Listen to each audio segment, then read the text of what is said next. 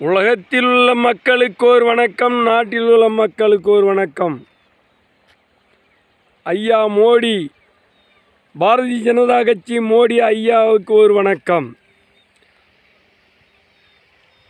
IPS அண்ணாமலைக்கு ஒரு வணக்கம். நாடு முழுவதும் உலகம் முழுவதும் இந்த திமுக ஒழிஞ்சால்தான் நாட்டில் உள்ள மக்கள் நிம்மதியாக வாழ முடியும். திமுக ஒழிய வேணும், திமுக ஒழிய வேணும். திமுக ஒழிஞ்சால்தான் நாட்டில் உள்ள மக்கள் நிம்மதியாக வாழ முடியும். நாட்டில் உள்ள மக்களுக்கு எந்த ஒரு குறைகளும் இல்லாமல் நடக்க வேணுமென்றால் திமுக ஒழிய வேணும்.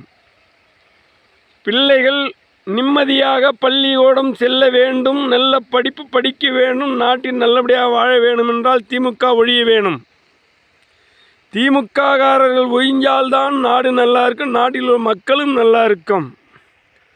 திமுக ஒழிஞ்சால்தான் நாடு நல்லா இருக்கும், நாட்டில் உள்ள மக்களும் நல்லா இருக்கும். நாடு முழுவதும் கோவில் நிர்வாகம் நல்ல முறையில் நடக்க வேண்டுமென்றால் திமுக ஒழிய வேண்டும். திமுக இருக்கும் வரை நாட்டில் கோவிலில் ரொம்ப பாதிப்பு ஏற்படும். இந்த திமுக இருக்கிறதுனால நாடு முழுவதும் இந்த முஸ்லீம் அராஜகம் அதிகம். இந்த திமுக காரர்கள் முஸ்லீமுக்கு தான் துணை செய்வான். சாமி நம்பாத, தெய்வத்தை நம்பாத துரோகி திமுக காரன். நாட்டில் உள்ள மக்கள் கண் பார்வைக்கு கண்ணை கட்டி திமுக காரன் நாட்டில் உள்ள மக்களை கண்ணை கட்டி நல்லவன் போல் நடித்து கோவிலுக்கு நல்லதை செய்கிற மாதிரி நடிப்பு தான்.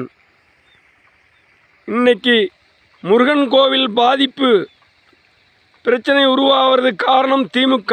இந்த திமுக ஒழிஞ்சால் கோவில் பிரச்சனை எங்கேயுமே நடக்காது. இந்த திமுக ஒழிஞ்சால் பிள்ளைகள், வயசுக்கு வந்த பிள்ளைகள் நல்ல முறையில் படிக்கும், பாதிப்பு இருக்காது. இந்த திமுக ஒழிஞ்சால் நாட்டில் உள்ள பிள்ளைகள் அனைத்தும் பாதிப்பில்லாமல் பள்ளிக்கூடம் செல்லும். இந்த திமுக ஒழிஞ்சால் 100 நாள் வேலைகள் நல்ல முறையில் நடக்கும். இந்த திமுக ஒழிஞ்சால்தான் ஏழை மக்களுக்கு கொடுக்கும் வீடுகள் நிலையாக நிற்கும். திமுக ஒழிஞ்சால்தான் லஞ்சம் ஒழியும். இந்த திமுக ஒழிஞ்சால்தான் பணக்காரன் திமிர்கள் அடங்கும். இந்த திமுக ஒழிஞ்சால்தான் பணக்காரன் கிருவம் அடங்கும். இந்த திமுக ஒழிஞ்சால்தான் அந்தந்த ஊரிலும் அராஜகம் ஒழியும். திமுக ஒழிஞ்சால்தான் வெட்டு குத்துகள் குறையும்.